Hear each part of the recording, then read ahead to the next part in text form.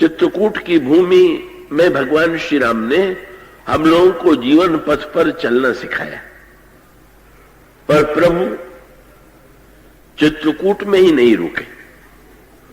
प्रभु ने निर्णय किया कि वे दंडकारण्य की यात्रा करेंगे। यदि प्रभु चाहते तो कैकेयी जी ने तो उन्हें 14 वर्ष वन में रहने का आदेश दिया था। भगवान राम 14 वर्ष चित्रकूट में निवास करते और चित्रकूट में निवास करके प्रभु लौट आते। पर चित्रकूट में न रुक करके जब भगवान राम ने ये निर्णय किया कि नहीं दंडकारण्य की यात्रा करनी है, तो उसका उद्देश्य क्या था? चित्रकूट और दंडकारण्य परस्पर सर्वथा एक दूसरे के विरोधी और उन दोनों में परस्पर भिन्नता। चित्रकूट वह वन है जहां पर अनुसुईया जी निवास करती, और दंडकारण्य वो वन है कि जहां पर शूर्पणखा निवास करती। चित्रकूट में महर्षि अत्रि का निवास और दंडकारण्य में त्रिशिरा का निवास। इसका अभिप्राय यह है कि चित्रकूट और दंडकारण्य सर्वथा भिन्न है। पर भगवान श्री राम का अभिप्राय यह था कि चित्रकूट में पहुंचने वाले व्यक्ति तो बिरले ही हैं। बिरले ही ऐसे व्यक्ति हैं कि जिनका अंतःकरण चित्रकूट की तरह है, नहीं तो अधिकांश व्यक्तियों का अंतःकरण तो दंडकारण्य बना हुआ। और जीवन का जो दूसरा पक्ष है, भगवान राम का अभिप्राय यह था कि जीवन पथ में ये जीवन यात्रा के दो चित्र हैं। एक चित्र यह है कि व्यक्ति जीवन पथ पर कैसे चले कि वो अपने जीवन के लक्ष्य को पाले, और जीवन का दूसरा पक्ष वो है जो अधिकांश लोगों के जीवन में दिखाई देता है कि व्यक्ति जो है कैसे भटक जाया करता है, कैसे जीवन पथ में चलता हुआ भी सब कुछ खो बैठता है। भगवान राम ने ये निर्णय किया कि दंडकारण्य की भूमि में हमें प्रवेश करना है, और दंडकारण्य की भूमि में प्रवेश करके जीवन का जो कटु सत्य है, जो यथार्थ सत्य है, उस कटु और यथार्थ सत्य को भी समाज के समक्ष ले आना है।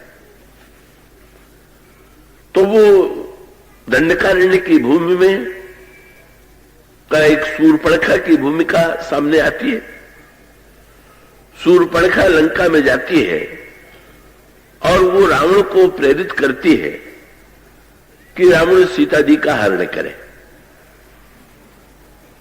कि यहां रावण श्री सीता जी के हरण की योजना बनाता है, और वहां पर जब लक्ष्मण जी वन में कंदमूल फल लेने के लिए गए हुए थे, तो भगवान राम ने सीता जी से एकांत में ये कहा कि अब हमें जीवन के दूसरे पक्ष को प्रस्तुत करना है, और उसकी जो भूमिका होगी वो प्रिय नहीं होगी, कठोर होगी, आपके अनुकूल नहीं होगी, पर लोक कल्याण के लिए जीवन के इस पक्ष को, जीवन के सत्य को आप प्रकट करें।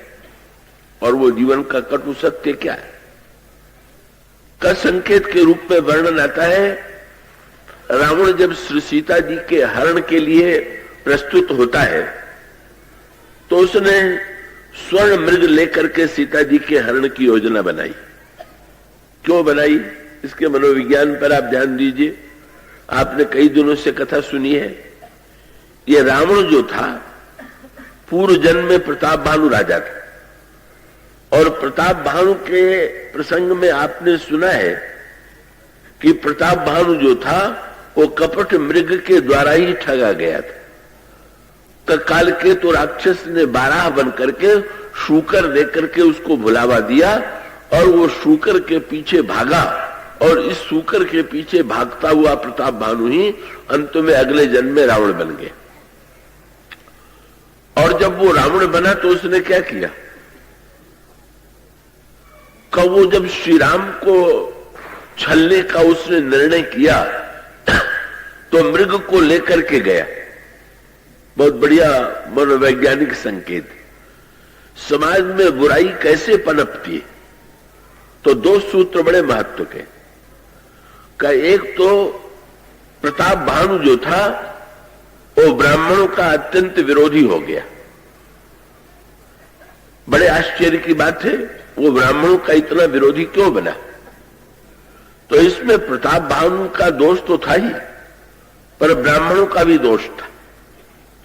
और वो दोष ये था कि जिस अनजाने में प्रताप भानु ने ब्राह्मणों को निमंत्रित किया और कालकेतु राक्षस ने उसमें मांस अन्न के रूप में परिणत करके सम्मिलित कर दिया। और जब ब्राह्मणों को भोजन के लिए वो परोसा गया तो आकाशवाणी हुई और ब्राह्मणों को ये संदेश दिया गया, ये आदेश दिया गया कि विप्र वृंद उठी उठी गृह जाहू, है बड़ी हानि अन्न जनि खाहू। ब्राह्मणों, इसमें मांस सम्मिलित है, ब्राह्मण का मांस इसमें परोस दिया गया है। आप लोग इस अन्न को जो देख रहे हैं वो आपका भ्रम है और इसे छोड़ करके आप लोग अपने घरों को लौट जाइए।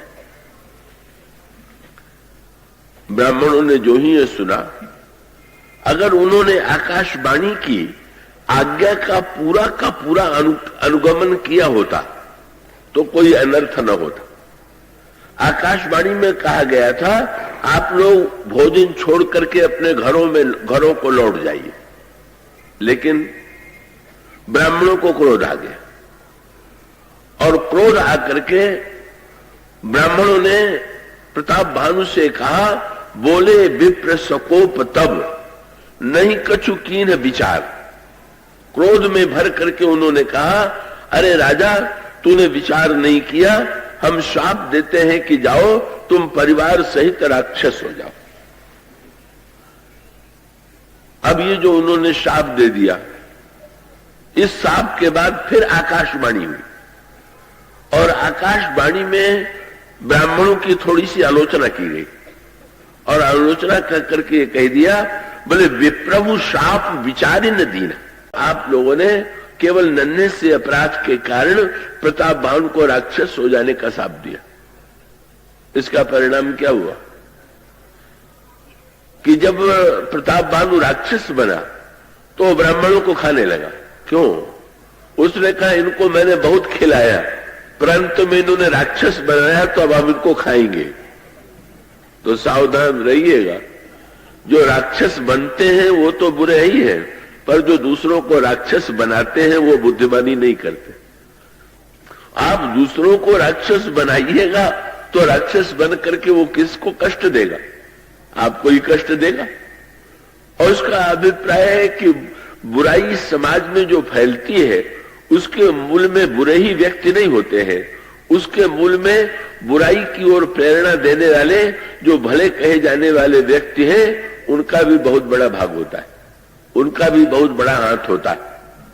तो एक और तो प्रताप भानु रावण के रूप में परिणत होकर के ब्राह्मणों का विद्वेषी बन गया, वो मिटाने लगा।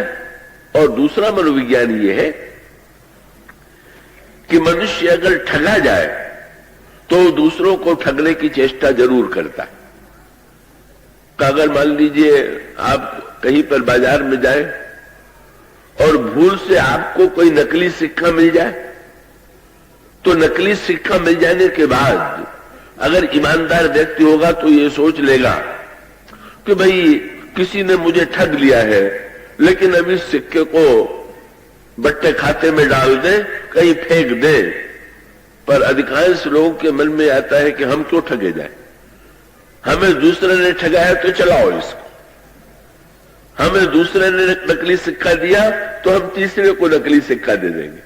और इस तरह से नकली सिक्के का क्रम जो है वो बढ़ता जाता है।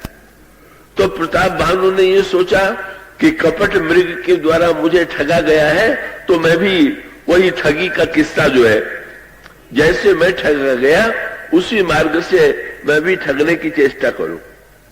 और तब उसने सोने का मृग बनाया। तो स्वर्ण मृग क्या है? प्रलोभन। चाहे वो चांदी के समान शूकर था और चाहे सोने के समान मृग था, चांदी और सोना दोनों ही प्रलोभन के प्रतीक हैं। और इसका अभिप्राय यह है, प्रलोभन का आश्रय लेकर के रावण संशय के वन में दंडकारण्य में प्रवेश करता है। और वहां पर आगे जो कुछ हुआ, चित्रकूट में श्री सीता जी, श्री राम और लक्ष्मण के दिन कितने आनंद से बीते, कितने सुख से बीते, कितना एक क्षण के लिए भी जनक नंदिनी सीता को अयोध्या की याद नहीं आई, मिथिला की याद नहीं आई, बल्कि गोस्वामी जी ने कहा कि श्री सीता जी को तो सियमन राम चरण अनुरागा, अवध सहस्र सम बन प्रिय लागा। हजारों अयोध्या की अपेक्षा कहीं अधिक आनंद श्री सीता जी को चित्रकूट में मिला। लेकिन उन्हीं श्री सीता जी को लंका में बंदिनी बनना पड़ा, जिनका प्रतिक्षण आनंद में बीता। उन्हीं श्री सीता जी को घोर कष्ट उठाना पड़ा। कौन श्री सीता जी को राक्षसियों के द्वारा सताया गया, क्यों, ऐसा क्यों हुआ? ये सीता जी अपने चरित्र के द्वारा हमें बताती। क्या? जब स्वर्ण मृग लेकर के रावण आता है तो स्वर्ण मृग को देखने के पश्चात श्री सीता जी ने का भगवान श्री राम का ध्यान स्वर्ण मृग की ओर आकृष्ट किया, और आकृष्ट करने के बाद उन्होंने कहा, सुनहु देव रघुवीर कृपाला, यही मृग कर अति सुंदर छाला, सत्य संध प्रभु बध कर एही, आनहु चर्म कहती वैदे। महाराज, ये मृग कितना सुंदर है, कितना आकर्षक है। बस मानो बदलाव की भूमिका दिखाई दे गई। वन पथ में चलते हुए उनकी दृष्टि निरंतर भगवान श्री राम के चरणों की ओर थी, और आज श्री सीता जी की दृष्टि भगवान श्री राम के चरणों से हट करके स्वर्ण मृग की ओर चली गई। मैं बार बार दोहरा देता हूं कि वो एक लीला में जीवन के सत्य को बताने के लिए चली गई। वस्तुतः श्री सीता जी की दृष्टि तो कहीं जा ही नहीं सकती। पर पहला स्खलन यही हुआ कि चरणों से दृष्टि हटी, और चरणों से दृष्टि हटने के पश्चात स्वर्ण मृग पर दृष्टि चली गई। इस चमड़े का मृग चर्म बनेगा, और उसका अर्थ क्या हुआ?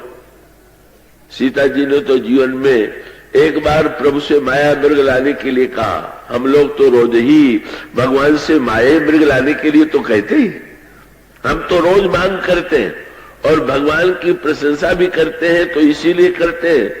कहते हैं, सीता जी ने कह दिया, आप बड़े सत्यवादी हैं और बड़े कृपालु हैं, और उसके साथ साथ शब्द क्या कहती है? सत्य संध प्रभु बध कर यही, इसको मार डालिए। इतनी करुणामयी सीता का जब ये कहती है कि मृग को मार डालिए, मानो इसका अभिप्राय यह है कि जब हमारे अंतःकरण में माया का प्रलोभन उभरता है, माया का आकर्षण उमड़ता है, तो उस समय हम भगवान की प्रशंसा भी करते हैं, तो अपने कामना की पूर्ति के लिए, स्वार्थ की पूर्ति के लिए। जनक नंदिनी सीता ने भगवान श्री राम से यही कहा, आनहु चर्म कातवे दे। प्रभु ने सुना, सुनते ही उठ करके खड़े हो गए, कमर में फेंटा कस लिया, और कमर में फेंटा कस लेने के पश्चात प्रभु ही बिलोक चला मृग भाजी, धाये राम सरासन साजी।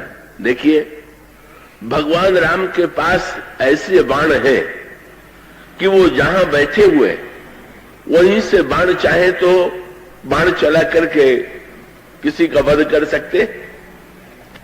या जयंत के प्रसंग में जैसा आता है, जयंत के पीछे उन्होंने बाण लगा दिया। मारीच के प्रसंग में भगवान राम चाहते तो एक ही बाण के द्वारा मारीच का वध कर देते बैठे बैठे, पर प्रभु ने ऐसा नहीं किया। वो चाहते तो मारीच के पीछे अपना बाण लगा देते, लेकिन गोस्वामी जी ने कहा, प्रभु ही बिलो की चला मृग भाजी। प्रभु को देख करके मृग भागा। भगवान क्या बताना चाहते थे कि ये जो प्रलोभन है, माया जो है, बस या तो हम संसार के लोभ के पीछे भाग रहे हैं या माया के पीछे व्यग्र हैं। और भगवान श्री राम ये दिखाना चाहते थे चित्रकूट में, जो राम आगे राम थे, आज एक नया दृश्य सामने आ गया। और नया दृश्य क्या है? बोले निगम नेत शिव अंत न पावा, माया मृग पाछे सो धावा। जिसका वर्णन शास्त्रों ने नेति नेति कर करके किया, वो ब्रह्म आज माया मृग के पीछे दौड़ रहा है। भगवान राम ने मानो ये बताया कि माया मृग के पीछे दौड़ने पर जब मुझे रोना पड़ा तो आप लोग दौड़िएगा तो कितना रोइएगा, इसकी आप कल्पना कर लीजिए। तो ये जो प्रभु का अभिनय है वो बताने के लिए है। और कैसी अनोखी बात हो गई, मृग भागा चला जा रहा है और भगवान राम पीछे पीछे दौड़े चले जा रहे हैं। कबहू निकट पुनि दूरी पर आई, कबहू क प्रगटई कबहू छिपाई, प्रगटत दुरत करत छल भूरी, यही विधि प्रभु ही गए लय दूरी। सीता जी को तो मानो ये प्रभु ने दिखाया, मुझे रोना पड़ा। और श्री सीता जी ने कहा सोने के मृग के आकर्षण में मृग तो मिला नहीं, प्रभु जीवन से दूर चले गए। लंका में वंदनी होना पड़ा, और मानो वंदनी भी कहां होना पड़ा, स्वर्णमयी लंका में। स्वर्ण मृग के लोभ का परिणाम हुआ कि स्वर्ण की लंका में वंदनी बनना पड़ा। मानो संकेत ये था कि अगर सोने में सुख है तो मृग में कितना सोना होगा। जहां 400 कोस सोना ही सोना है, उस सोने की लंका में जाकर के अनुभव करें कि वहां पर कैसा प्रतीत होता है। और इसीलिए हनुमान जी जिस समय जाने लगे लंका की ओर, और मैनाक पर्वत ने हनुमान जी से विश्राम के लिए कहा, तो मैनाक पर्वत हनुमान जी के पिता के मित्र थे, पिता के समान थे। बंद और पर उनका पुराणों में वर्णन किया गया है कि मैनाक पर्वत जो है वो स्वर्ण के पर्वत। जब बंदरों ने हनुमान जी से पूछा कि मैनाक तो आपके पिता तुल्य थे, का आप रुके क्यों नहीं? तो उन्होंने कहा कि मैंने यही सोचा कि जब सोने के मृग ने प्रभु को सीता जी से दूर बना दिया तो ये तो सोने का पहाड़ है, इससे तो दूर ही रहने में अच्छा रहेगा।